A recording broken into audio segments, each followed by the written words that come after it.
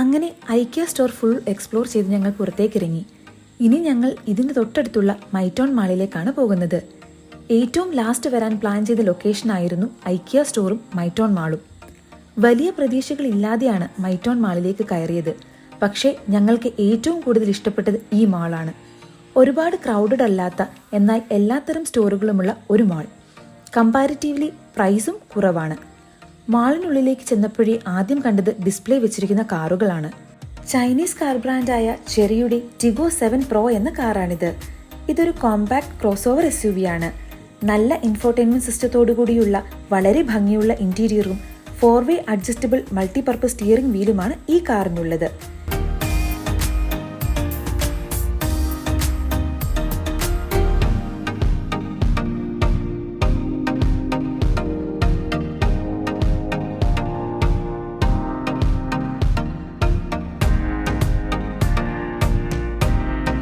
ഇതിനടുത്തായുള്ളത് MGയുടെ MG4 EV എന്ന കാറാണ്.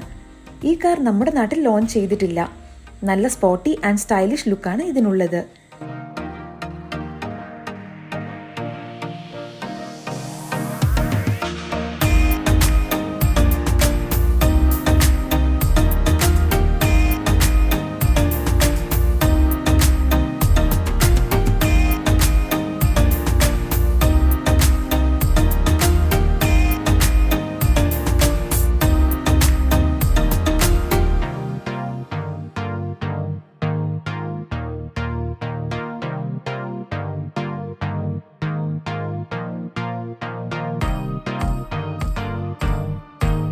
ഇത് നമ്മുടെ നാട്ടിൽ നിർത്തിപ്പോയ കാർ ബ്രാൻഡായ മിസ്തുബിഷിയുടെ എക്സ്പാൻഡർ എന്ന കാറാണ്.